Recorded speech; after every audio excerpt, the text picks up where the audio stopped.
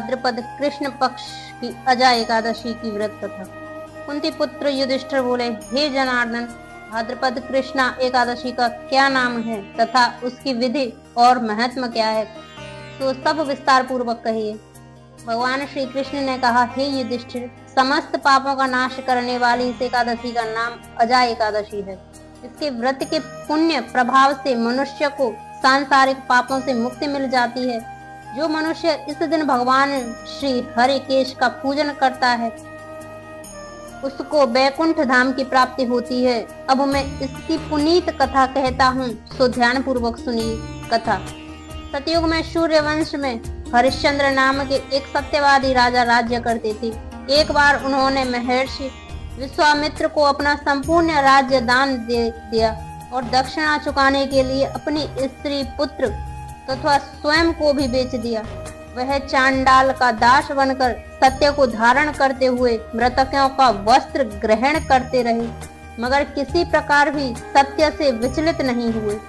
इस प्रकार राजा को कई वर्ष बीत गए तो उन्हें अपने इस नीच कर्म पर बड़ा दुख हुआ और वह इससे मुक्त होने का उपाय सोचने लगे कि मैं क्या करूं।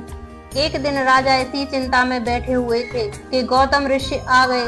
राजा ने उनको देखकर प्रणाम किया और अपनी सब दुख भरी कथा सुनाई। राजा की यह बात सुनकर गौतम ऋषि ने कहा, हे राजन, अब मैं 7 दिन का भाद्रपद कृष्ण पक्ष की अजा नाम की एकादशी आएगी। तुम विधि पूर्वक उसका व्रत करो। इस व्रत के पुण्य के प्रभाव से तुम्हारे समस्त पाप नष्ट हो जाएंगे। इतना कहकर गौतम ऋषि अंतर्ध्यान हो गए। राजा ने उनके कथा अनुसार एकादशी आने पर विधि पूर्वक व्रत व जागरण किया।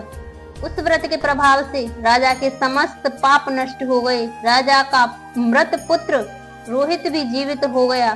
स्वर्ण में बाजे बजने लगे, पुष्पों की वर्षा होने लगी और महाराजा हरिश्चंद्र ने अपने पुत्र और स्त्री को वस्त्र और आभूषणों से युक्त देखा।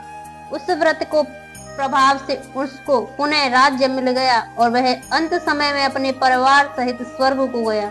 हे राजन, इस सब एकादशी के प्रभाव से ही हुआ है। अतः जो मनुष्य विधि पूर्वक इस व्रत को करते हुए रात्रि जागरण करते हैं, उनके समस्त पाप नष्ट होकर अंत में वे स्वर्ग लोक को प्राप्त होते हैं।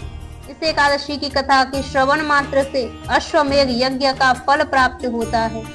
फलाहार, इस तिथि के दिन बादाम और छुआरे का सागार होता है। बादाम और छुआरे से बने पदार्थ मेवा आदि आहार में ले सकते हैं।